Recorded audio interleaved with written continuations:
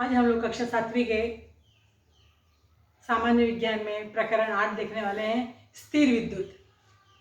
स्थिर विद्युत का अनुभव आपने कहाँ कहाँ किया है? आपको मालूम है, जब आप कंघी को शुष्क बालों के ऊपर क्या करते हैं, खूब देर तक कंघी करते हैं और उसके बाद छोटे छोटे कागज लेकर आते हैं, तो कागज जो है कंघी की ओर आकर्षित हो जाता है। फिर आपने मालूम है, आपके घर में पर्दा यदि होगा, पॉलिस्टर का पर्दा है, आप जब जब पर्दे के बार बार पर्दे के पास से जाते हैं तो पर्दा आपको अपनी ओर खींचता है, यानी जो हमारे हाथ के बाल है वो पर्दे की तरफ खिंचाए जाते हैं। तो ऐसे लगता है कि पर्दा हमारी ओर खींचा रहा है ऐसे करके। अंधेरे में यदि कंबल झटकते हैं और कोई धातु जो है, धातु की वस्तु जो है उसके पास लेकर आते हैं तो चिंगारी हमको निकलती हुई दिखाई देती है। तो ऐसा क्यों होता है, ऐसी घटना क्यों हुई, हाँ, और ये घटित क्यों हुई? तो मालूम है आपको क्यों? स्थिर विद्युत आवेश के कारण विद्युत आवेश उत्पन्न हुआ उसमें। जैसे ही हमने कंघी जो है बालों पर रगड़ी तो क्या हुआ, बालों और कंघी के बीच में क्या हुआ, घर्षण उत्पन्न हुआ और विद्युत उत्पन्न हुआ। तो विद्युत आवेश उत्पन्न हो गया, जिसके कारण वो कागज के टुकड़े को अपनी ओर आकर्षित करती है। यानी घर्षण के कारण जो है स्थिर विद्युत आवेश का निर्माण होता है। और ऐसा आपने कहाँ पर देखा है क्या? आपको मालूम है, आप जब मोर का पंख लेते हैं, उस मोर के पंख को यदि हम लोग इसमें से कापी में से खींचते हैं तो मोर के पंख देखो ऐसे चौड़े हो जाते हैं। क्यों? क्योंकि दोनों में जो है आवेश उत्पन्न होता है, जिसके कारण पंख फैल जाता है। और ऐसा अनुभव किया है कि आपने देखा होगा, प्रदर्शनी में हमने एक बार प्रयोग किया था, प्लास्टिक की कुर्सी पे, आप घर पे भी आज भी कर सकते हो, अपने छोटे भाई को या मम्मी को बिठा दो, उसके पैर जमीन से नहीं लगने चाहिए, कुर्सी पर मांडी घाल के बिठा दो और पीछे से आप या तो टॉवेल के द्वारा या किसी शॉल के द्वारा जो है ऊनी कपड़े के द्वारा पीछे से कुर्सी को मारो बहुत देर तक, तो क्या होगा, और फिर मम्मी की उंगली को ऐसे छुओ तो आपको जो है करंट लगेगा। या आपके पास में वो होगा, क्या बोलते थे, इलेक्ट्रिक मध्ये चेक करतो आपण, या विद्युत धारा का अपन चेक करने के लिए जो बिजली का लाइटर मिलता है त्याला, तो उसको यदि आप लोग हाथ से छुएंगे तो उसमें भी जो है विद्युत धारा उत्पन्न होती है, लाइट जलते इलेक्ट्रिक वाल्यांजवळ असताना। तो शुष्क बालों में भी यदि हम लोग विद्युत धारा, शुष्क बालों में भी यदि कंघी करते हैं तो विद्युत आवेश का निर्माण। या आपने देखा होगा, गुब्बारे को आपके कपड़े के ऊपर घिसो और दीवार से लगाओ तो गुब्बारे जो है दीवार के ऊपर चिपक जाते हैं। तो घर्षण के कारण जो है स्थिर विद्युत आवेश का निर्माण होता है। उपयुक्त सभी उदाहरणों से हमको ये समझ में आया कि आसपास की वस्तुओं में जो है विद्युत आवेश क्या होता है। हमारे शरीर में भी, हमारा पूरा शरीर में क्या है, आवेश संग्रहित रहता है। और आपको मालूम है कि प्रत्येक वस्तु जो है अति सूक्ष्म कणों से मिलकर बनी होती है और विद्युत आवेश उन कणों में जो है समाविष्ट होता है, यानी विद्युत आवेश उस वस्तु का आंतरिक गुणधर्म है। उसी प्रकार इस जो वो आवेश होता है वो किसी भी वस्तु में, जैसे ये पेन है, ये कंघी है, इसमें आवेश है, लेकिन कैसे है, अप्रकट रूप से, प्रकट नहीं है। जैसे हम इसको घर्षण करेंगे तो इसमें ये प्रकट हो जाएगा। अभी हमारा खुद का हाथ देखो ना, इसमें भी क्या है, आवेश है, लेकिन कब मालूम पड़ेगा, जब हम हाथ को देखो रगड़ते हैं जोर जोर से तो हाथ हमारा गर्म हो जाता है। इसका मतलब हमारे शरीर पर आवेश है, लेकिन उसको घर्षण करने से उत्पन्न होता है। इस कंघी में भी क्या है, आवेश है, लेकिन कब उत्पन्न होगा, घर्षण करने से। तो ये, और इस वस्तु पर ये जो आवेश होता है ये दो होते हैं, एक होता है धन आवेश और दूसरा क्या होता है, ऋण आवेश होता है। और ये दोनों आवेश जो है बराबर मात्रा में होते हैं, इसलिए समान होने के कारण इनका संतुलन हो जाता है और जिसके कारण दोनों आवेश एक दूसरे को संतुलित करके शून्य कर देते हैं। इसलिए हमारे शरीर पर कोई भी आवेश नहीं होता है, किसी भी वस्तु पर भी कोई आवेश नहीं होता है, क्योंकि वो दोनों धन और ऋण आवेश जो है एक दूसरे को संतुलित कर देते हैं। इसलिए प्रत्येक वस्तु पर आवेश शून्य हो जाता है और वस्तु कैसे हो जाती है, आवेश रहित या उदासीन हो जाती है, अर्थात वस्तुओं पर कोई आवेश नहीं होता है।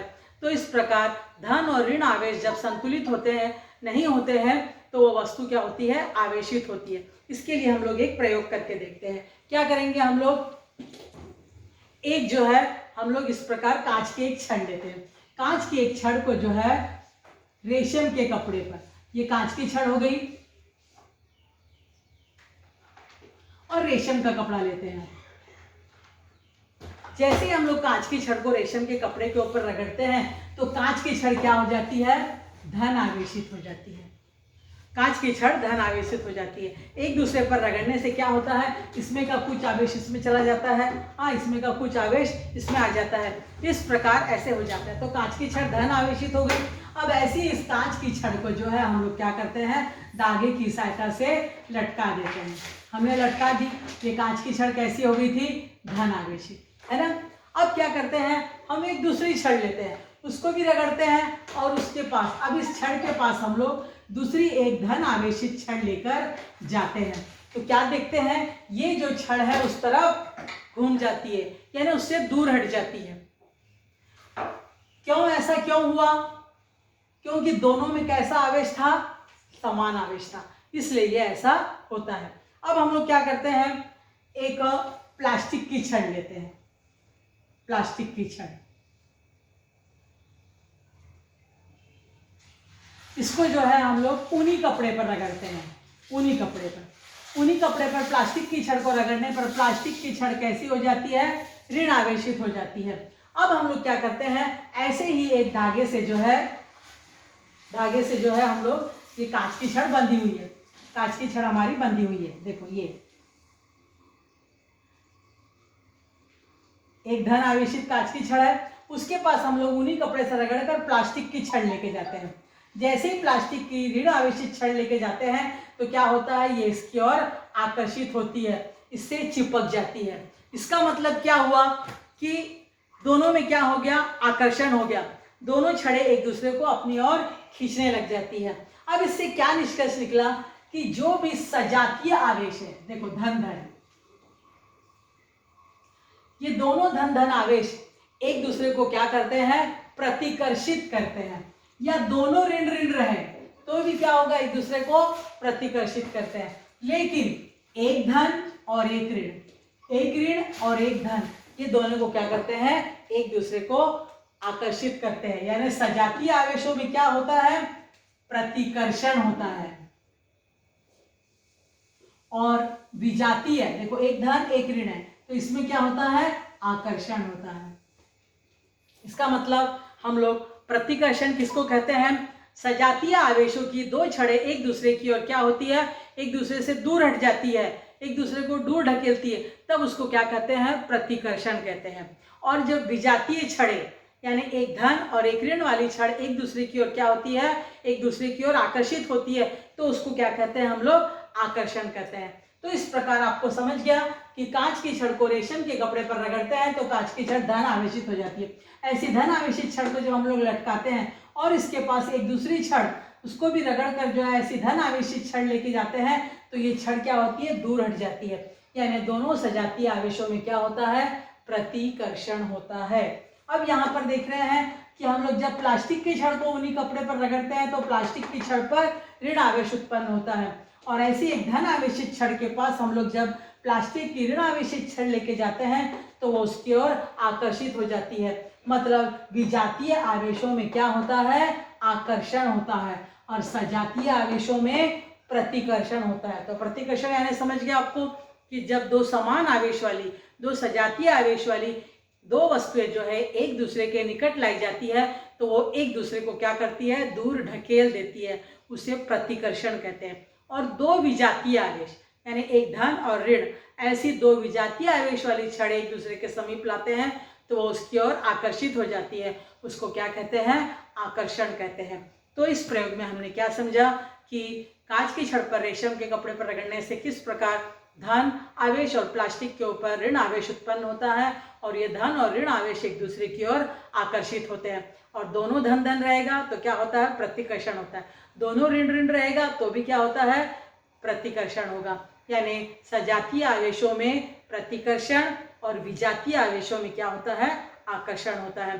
तो ये बेंजामिन फ्रैंकलिन नामक वैज्ञानिक जो है, इन्होंने जो है धन आवेश और ऋण आवेश नाम दिया। किसने, बेंजामिन फ्रैंकलिन।